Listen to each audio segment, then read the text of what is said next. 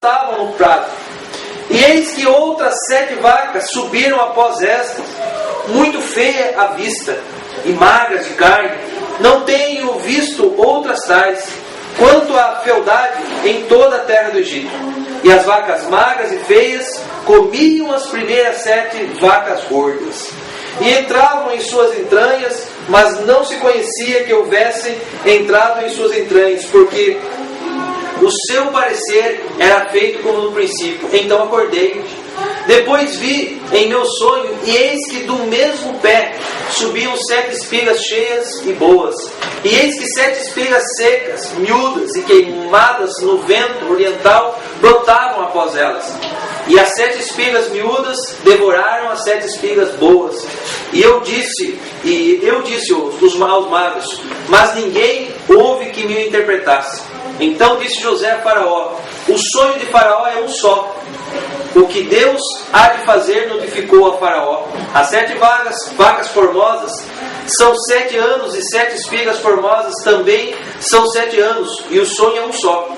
E as 7 vacas magras e feias à vista, que subiam depois delas, são 7 anos, como as 7 espigas miúdas e queimadas no vento oriental, serão 7 anos de fome. Esta é a palavra que tenho dito a Faraó, a que Deus há de fazer. Mostre-nos a Faraó. E eis que vem 7 anos, e haverá grande fartura em toda a terra do Egito. E depois delas levantar-se-ão 7 anos de fome, e toda aquela fartura será esquecida na terra do Egito, e a fome consumirá a terra, e senão será conhecida a abundância na terra, por causa daquela fome que haverá depois, porquanto será gravíssima. E que o sonho foi duplificado 2 vezes a Faraó, é porque essas coisas determinadas de Deus, e Deus se apressa a fazê-la. Portanto, Faraó, se proveja agora de um varão entendido e sábio, e o ponha sobre a terra do Egito. Faça isso, Faraó, e ponha governadores sobre a terra, e tome a 5ª parte da terra do Egito nos 7 anos de fartura, e ajuntem toda a comida desde bons anos, que vem e o amontoem trigo debaixo da mão de Faraó, para mantimento das cidades e o guardem. Assim será o mantimento para provimento da terra, para os 7 anos de fome que haverá na terra do Egito, para que a terra não pereça de fome. E isto foi bom aos olhos de Faraó e aos olhos de todos os servos do Senhor. Amém? Aos teus servos, desculpa. Por que eu li toda essa passagem? Porque eu quero explanar algo em cima dessa passagem que me chamou muita atenção hoje quando eu estava estudando ela. Nós vemos aqui um homem, José do Egito, que nesse momento da vida dele, quando ele foi chamado a ter com o Faraó, já tinha passado por muitas coisas. Se vocês acompanharem a vida de José, ele era o filho mais novo de Jacó, e ele teve um sonho. E quando ele contou o sonho aos seus pais, aos seus irmãos, naquele sonho, eu vou relatar rapidamente, ele relatava que Deus ia o engrandecer, até mesmo entre os seus irmãos, entre os seus pais. E aquele sonho causou muito ciúme, muita intriga no coração dos seus irmãos.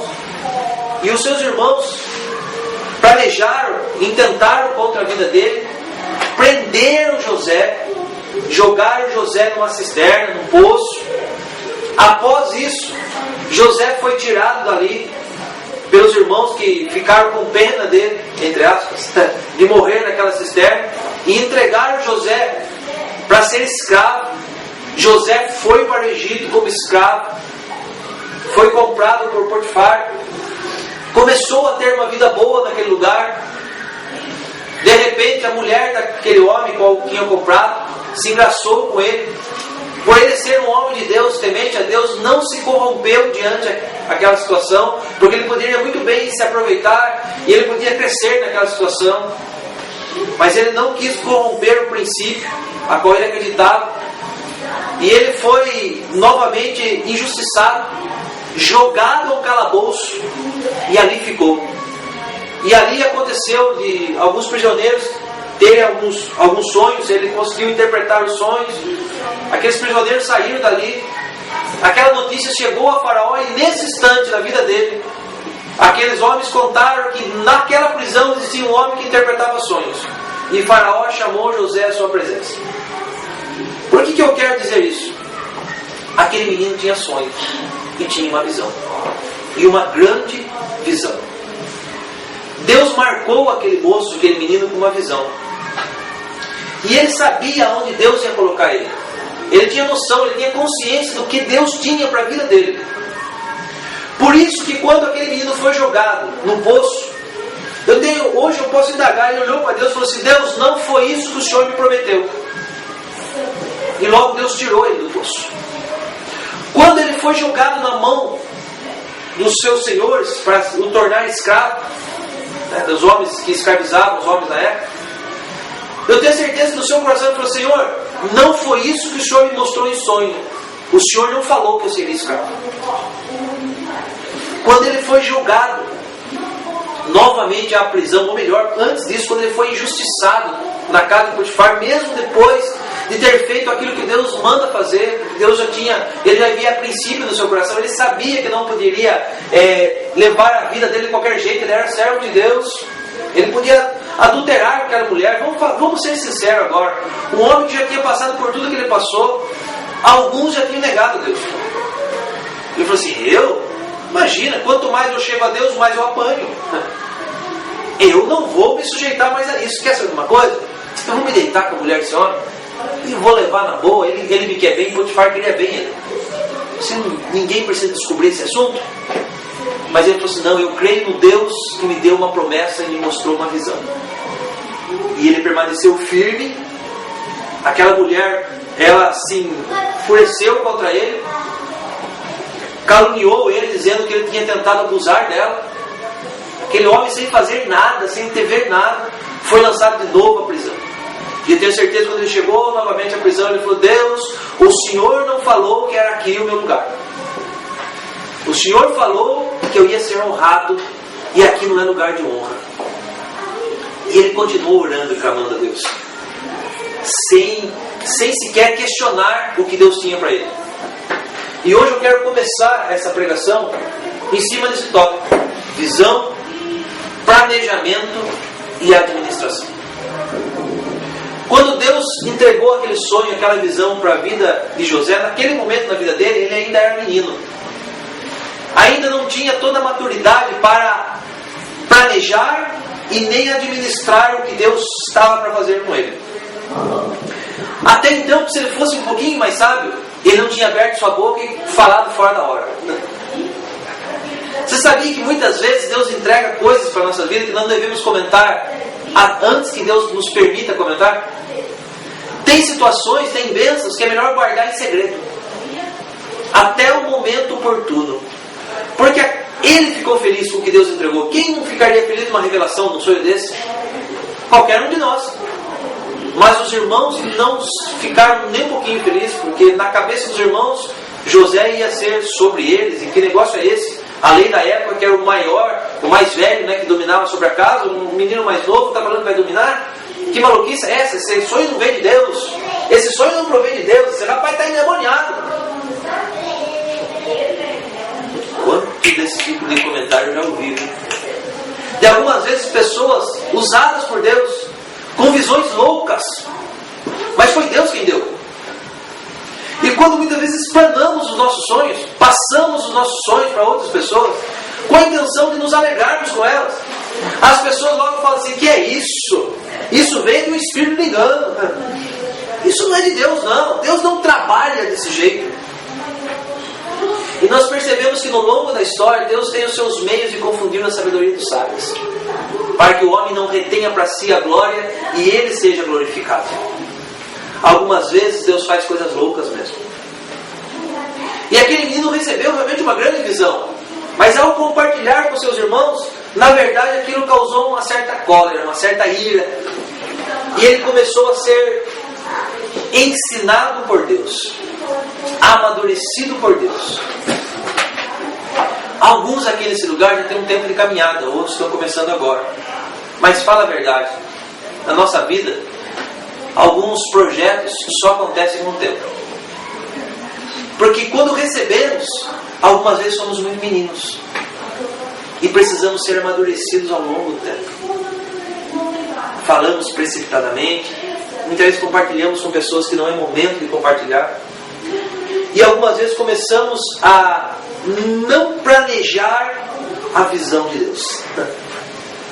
Quando Deus nos dá uma visão, como bons administradores, Deus quer que nós venhamos a ser, nós precisamos planejar, precisamos ter planos, porque senão a visão ela se perde. Muitas pessoas têm visão tremenda, mas não trabalham em cima da visão que Deus deu. E por não planejar, por não trabalhar em cima dessa visão, a visão ao longo do tempo acaba se perdendo. E isso me chama a atenção hoje, porque hoje é tempo de revermos nossos conceitos e acreditarmos naquilo que Deus tem falado conosco. Porque se foi Deus que nos deu a visão, se foi Deus que nos chamou, Ele vai nos preparar, independente daquilo que venhamos ou já passamos até o dia de hoje. Estamos sendo preparados para viver a visão de Deus, mas tem que ter um planejamento. Para não errarmos, para não sermos envergonhados. Quando José passou por tudo que passou e não negou a sua fé, não negou a sua crença no Deus que ele servia, Deus começou a fazer com que a visão viesse a ser realidade. Quando ele foi trazido para a presença de Faraó, além da interpretação do sonho, pode reparar que logo em seguida ele começou a falar para Faraó sobre planejamento. Ele não teve apenas a interpretação do sonho, ele recebeu de Deus toda uma capacitação.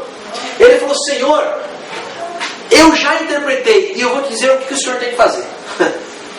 Ele foi rápido.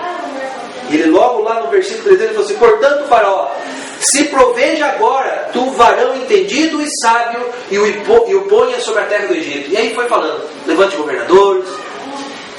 Ele mexeu com a sabedoria daquele homem, não apenas pela interpretação do sonho, mas ele lançou todo um projeto, uma meta. Faça assim, existe um planejamento. Se você continuar lendo, eu não vou ler, não vou se estender muito. Logo em seguida, ele também administrou aquilo que Deus tinha entregado para ele, de uma forma tremenda. Porque ele teve a revelação do sonho, ele planejou, o Faraó gostou da atitude daquele menino, chegou para ele e falou assim: a partir de hoje, você não vai ser mais escravo. Você vai ser rei, porque você vai reinar, você vai ser o segundo no comando. E eu vou te dizer algo hoje, por favor, pare com falsa humildade. Tanto eu quanto você temos que parar com isso. Sabia que algumas vezes nós somos falsos humildes? Se José, ele porventura ele fosse um falso humilde naquele momento, ele podia ter perdido a bênção do Senhor. Ele não deixou de glorificar a Deus em nada na vida dele. Você precisa acompanhar lá no versículo 16, ele falou assim: e respondeu José a Faraó dizendo: isto não está em mim, mas Deus dará resposta para o Faraó. O que ele quis falar? Não sou eu não tenho poder, nem tenho capacidade para fazer nada, mas o Deus que está em mim está me capacitando para revelar o sonho. Ele já tinha glorificado a Deus, ele já tinha colocado Deus no lugar dele. Agora era o momento dele agir. Agora era a vez dele. Porque ele podia chegar e falar: não, Faraó, eu te dei o planejamento, mas esse homem entendido e sábio não sou eu. Porque logo em seguida você vai ver que Faraó, versículo 38, disse Faraó aos seus servos: acharia um homem como esse, a quem havia o Espírito de Deus? E depois disse José a Faraó: pois Deus te fez saber tudo isso, ninguém há tão entendido e sábio como tu. Tu estarás sobre a minha casa, e por tua boca se governará todo o meu povo. A oportunidade de José já estava lançada. Com certeza, nesse momento, ele já estava num lucro tremendo.